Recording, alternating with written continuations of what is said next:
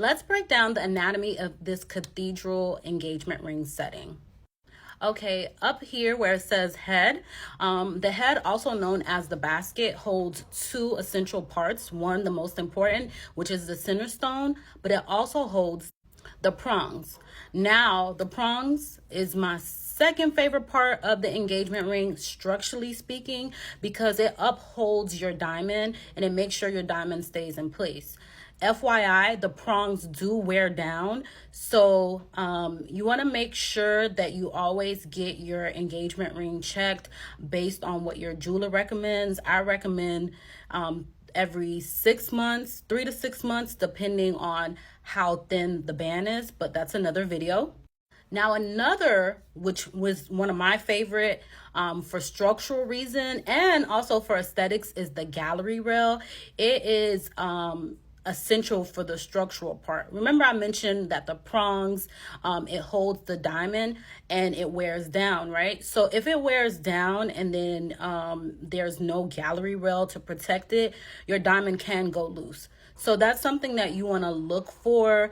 Yes, of course, you want to get the cutest designs, but you also want to make sure that it's structurally sound.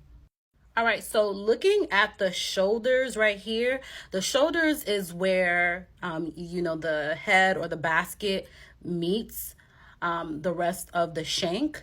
And a lot of times with the shoulders, you'll have a pave band, which this is not a pave band. Let me look for a pave band to show you guys.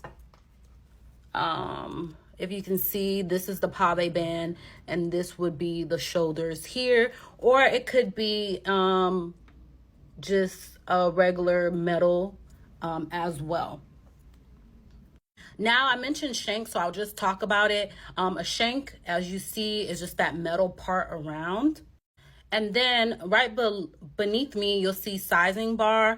Normally let me pick another engagement ring. 1 second. Normally when you're sizing, if your ring is ever like too loose or if it's too big, or too small or too big, what you'll do, or what the bench jeweler will do, is either they'll cut down here and then they'll open it up and put metal if the ring is too small, or they'll cut, remove, and then solder it back if it's too big. Okay, so this isn't the perfect example of a gallery, but the gallery is that space. I wish the space in between. Let me get closer. Okay, so the gallery is that space that's in between the gallery rail and the bridge, which we'll talk about in a second. And sometimes people get it, like, it's come a misconception where they think that by having an open space, the diamond will reflect light better. But honestly, the light goes through, and this is not a diamond that I have at the moment, but that light reflects from the top. We grade for color from the bottom, but light reflects from the top. So that's a misconception. And then lastly, this is the bridge, which is the bottom part that just connects the top, the head or the basket to the shank. So it connects it from the top to the bottom.